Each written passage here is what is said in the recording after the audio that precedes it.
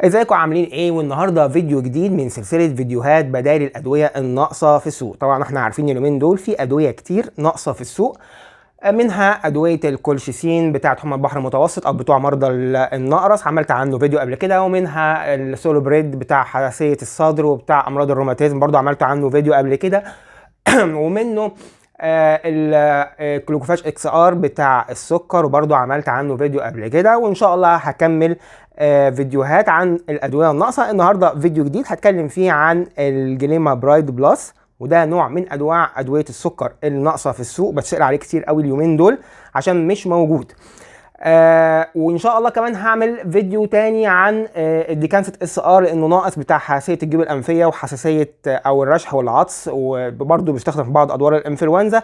بس ما ننساش اعمل لايك للفيديو لو الفيديو مفيد وعجبك، وما ننساش نعمل شير ليه عشان اي حد بيدور على دواء ناقص في السوق يشوف الفيديو ويعرف يتصرف ازاي نساعده، وبكده ابقى انا عرفت اخدمه بشكل لائق وشكل مناسب، وانت عرفت تساعدني اني انا اخدمه وانت كمان خدمته وساعدته. النهارده هنتكلم عن جليما برايد بلس، اللي هو دواء من ادويه السكر. التركيز بتاعه 4/30. الجليما برايد بلس عشان خاطر بس نبقى عارفين احنا بنختار او بننقي البديل الامن ازاي. احنا زي ما عودتكم يا جماعه بنبص اول حاجه على التركيبه، ماشي، والتركيزات. يبقى التركيبه والتركيزات. الجليما برايد بلس التركيبه بتاعته بيتكون من مادتين، اللي هو الجليما برايد بتركيز 4 مللي والبايوجليتازون بتركيز 30 مللي جرام. حلو. المادتين دول او الدواء ده موجود منه تركيز تاني اللي هو فيه 4/30، في منه تركيز تاني 2/30. المادتين دول موجودين في ادويه تانية، اي نعم مش ادويه كتير، بس انا جمعت لكم انواع موجوده ومتوفره في الصيدليات غير النوع ده لانه ناقص وشحيح وناس كتير بتدور عليه.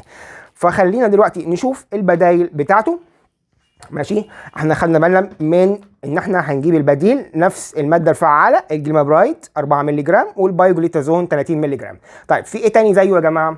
في حاجه اسمها اماجلوست. اماجلوست يا جماعه موجود ومتوفر في الصيدليات، وهو نفس التركيبه، البايوجليتازون 30 مللي جرام والجليما برايد 4 مللي جرام، او لو حبيتوا عشان بس تقارنوا الاسامي، الجليما برايد 4 مللي جرام اهي، والبايوجليتازون 30 مللي جرام اهي.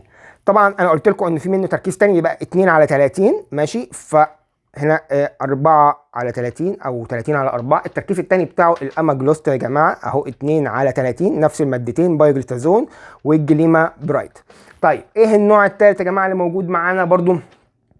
النوع الثالث الزانو جلايت، ماشي، وبرضو عشان خاطر ايه موضوع المواد الفعاله، الجليما برايد 4 مللي جرام زائد البايوجليتازون 30 مللي جرام. شركه ايفا فارم شركه محترمه والادويه بتاعتها ادويه محترمه فعاله جدا.